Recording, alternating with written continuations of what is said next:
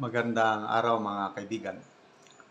Gusto kong magbigay ng reaksyon sa latest na Pulse Asia Survey, second quarter, tungkol sa ratings ng mga top government officials na kung saan patuloy ang pagtaas ng ratings ni VP Sara, siyang pinakamataas, at patuloy pagbaba ng ratings ng Pangulong Marcos Jr.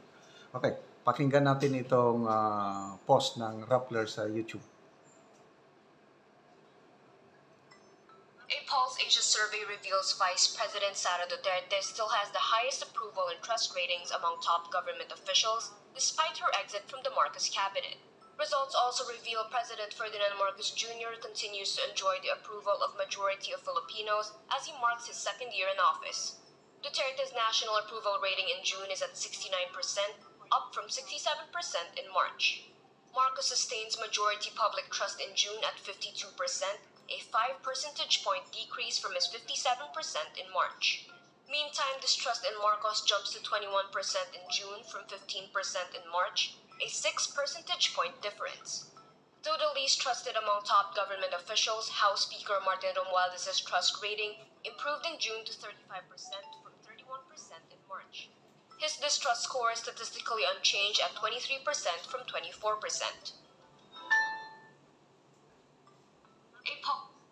Okay. So,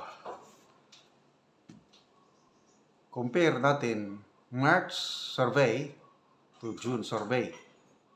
So, unahin natin si PBBM. Bumaba yung rating niya eh. 57% siya nung March. Ngayon, 52 na lang. Nag-decrease ng 5%. So, pababa ng pababa. 2 years ago, pag upo nila ni VP Sara, napakataas ang kanilang approval ratings. Although mas mataas si VP Sara, naka 80% something, si BBM 70 plus. So, mataas yun. Nagsimula sila sa napakagandang approval rating kasi marami ang naniwala na yung tandem nilang dalawa, ito yung bayan babangon muli. Kaya, isa ako, maraming mga Pilipino na umasa ng Administrasyong Marcos Jr. ang hinihintay na pag-asa ng mamamayang Pilipino.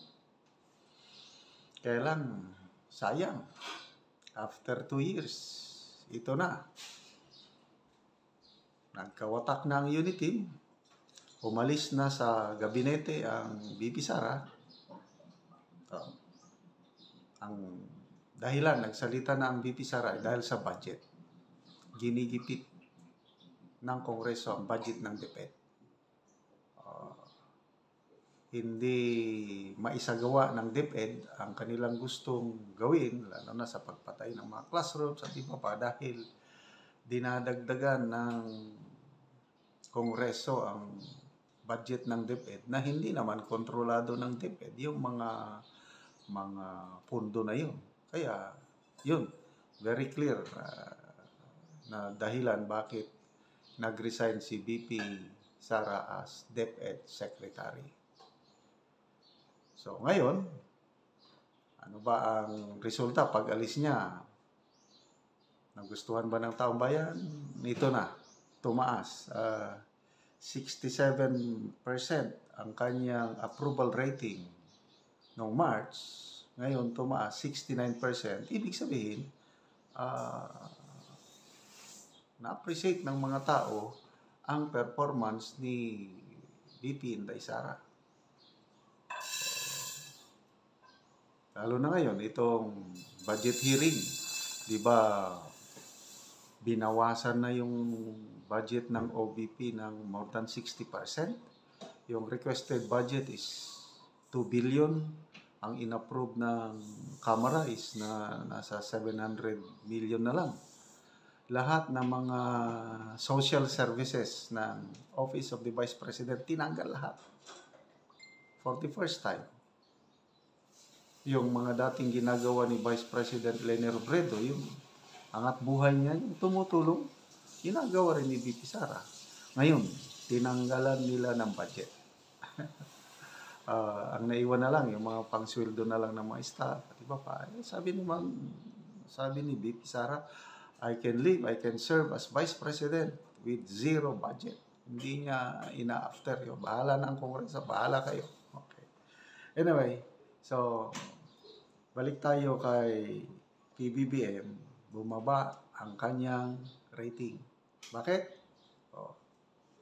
Ano sa tingin nyo? Bakit pababa ng pababa?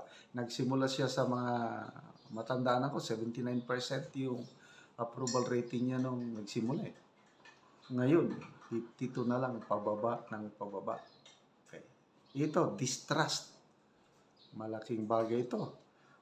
Noong March, 15% sa mga respondents, wala silang tiwala. Ngayon, tumaas ng 6%, 21% na ang distrust rating ng Pangulong Marcos Jr. So, dito naman tayo kay Speaker Martin Romualdez. Siya ang least trusted o pinakamababa ang approval rating with only 35%. And then yung distrust rating niya mataas, 23%. So, anong ibig sabihin nito? Siguro, magdagdag pa ng ayuda. Nakakatawa yung ayuda, no? Ano bang bagyo yung dumaan? Inting ba yun? Nabaha ang Metro Manila. Kaya lang, walang ayuda. Saan sila nagbigay ng ayuda? Doon sa Davao. Kasi kasagsagan ng kontrobersya noon yung KOJC na drama, yung pag-serve ng warrant of arrest kay Pastor Kibuloy. At yun, ayuda. Tapos ang mga tao sa Davao may umamin, tinanggap nila yung ayuda kasi libre na eh. Kaya lang, sabi ng mga tumanggap ng ayuda, Duterte pa rin kami. Kahit ang dami pang ibigay na ayuda ng administrasyon ito, lalo na si Speaker Martin Romualdez dahil siya yung nangunguna sa pagbibigay ng ayuda eh. Kahit buhusan nyo pa kami ng ayuda araw-araw, Duterte pa rin kami. Okay? So, good luck po sa ating VP Inday Sara. Sana pagdating sa Senado, balik tayo sa kanyang budget. Mayroong press release ang OBP yung natulungan nilang mga indigents, abot ng 2 million, more than 2 million Filipinos ang natulungan ng Office of the Vice President mula nung umupo siya gamit yung pondo, yung social services na component ng pondo ng OBP, yung burial assistance, medical assistance, yun, yung pamimigay ng relief goods kung may sakuna. Ito, mapansin nyo, no? Kung may nangyaring sakuna, sunog man, bagyo man, baha man, ang pinakaunang opisina na nagre-respond, Office of the Vice President. Kaya nakakatuwa. At tapos, ganyan, babawasan pa nila ng budget. Bahala sila sa tambayan. Kaya, si VP Sara, sabi niya, I submit to the Congress. You approve or disapprove my budget, bahala na kayo. I will not defend. Basta yan lang ang request ko. Shiminet. So, may nagsalitang senador, si Senator Joel Villanueva, na parang hindi siya papayag na ganun. Na sabi ni Senator Villanueva, I have so much respect for the Office of the Vice President and Vice VP Sara herself, at parang hindi ko matanggap na ganun-ganun na lang na bawasan more than 60% ang budget ng OBP. So hopefully pagdating sa Senado, may mga senador na tutulong kay sa OBP para maibalik. Kung hindi man maibalik, yung wag naman yung halos 60% ang nabawas. So, good luck sa mga top government officials and congratulations kay VP Sara, tuloy-tuloy ang pagtaas, and challenge po sa presidente na pababa ang rating, magsilbi lang kayo ng totohanan, yung walang halong politika, at ang taong bayan mararamdaman yan at tataas ang inyong rating.